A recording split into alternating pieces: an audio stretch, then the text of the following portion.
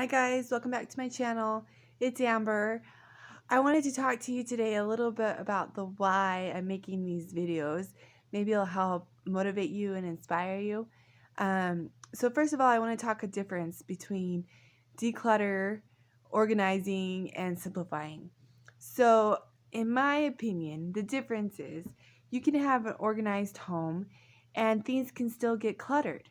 And so you go around and you're picking up all maybe the stacks of paper or maybe the stacks of gloves and hats and scarves from the winter season, and you're trying to find a place for them. And you take all these different items and you go and you organize them. Now, people can leave their clutter and it gets to a point where it's almost like unmanageable, and you go through this huge purge, right? You're just getting rid of stuff. So sometimes that happens like after Christmas. Everybody's kind of motivated to clean their house and they might purge their old Christmas items, or they might purge their old toys from all their kids, or they might go through their closet and declutter things and get rid of things. Now, I have like 90% of my life have fallen into that category where most of the time my house is clean and organized, and I've made a huge effort to keep it this way, especially with my 4 young kids. My oldest is 5 years old and my youngest is 2.5, and they don't play well when it's untidy, when there's too much stuff on the floor, when there's too many toys dumped out.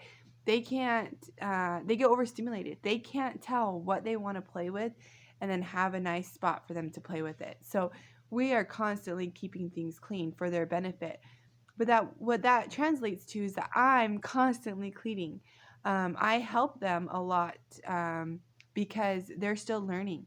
um, I I try to teach them, say, pick up these toys, but I mean, like I said, my oldest is 5, so it's a big process trying to get them to help me clean up, especially if it's a big project.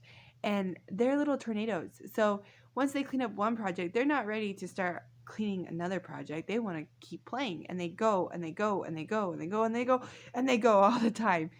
And so I'm constantly go, go, go, trying to keep up with the organization and the cleaning, um, in order for them to have a safe, clean environment to learn in. Um, but this isn't a bad thing. This is just a change in me that I'm sharing with you, my journey of what I want to change. I want to have less inventory. Less inventory, I'm hoping, will have some benefits. So what that means is I want to simplify. I don't want 90% of our house to be toys that I have to clean up after. I don't want 90% of my house to be laundry that I have to do all the time. Even though I'm doing it and I'm staying on top of it, man, it's exhausting. I have other interests that I want to do. This is one of them. I want to share our family, our life with you. Um, we're going to go on so many journeys in this life. We're just barely starting out. Like I said, my oldest is 5. We're just barely beginning our life. And we're going to have so many fun things. But I want to be a part of that. I want to be outside with my kids, not cleaning inside. So when they come back in, everything's nice. I want to be out there with them. But I can't let my house go because that will hurt my kids in the long run. So this is my way of trying to get less inventory.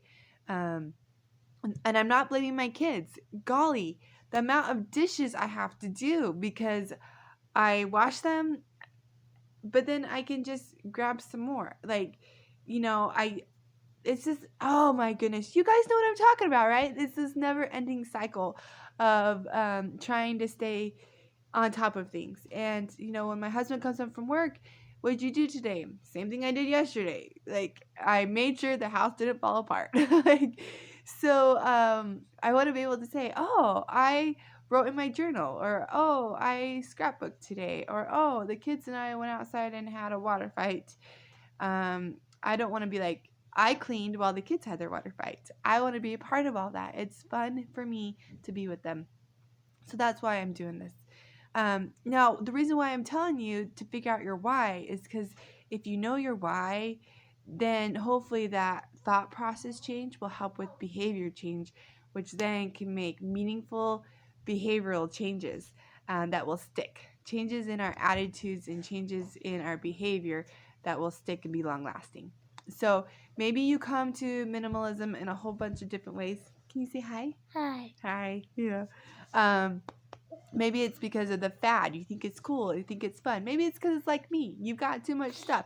Maybe it's because you want to go green. Hey, buddy.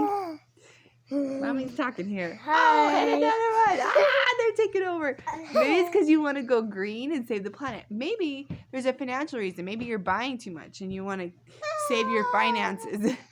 Whatever it is, find your why. We'll catch you next time. Say bye. Bye. Say bye. Bye. Bye. See ya.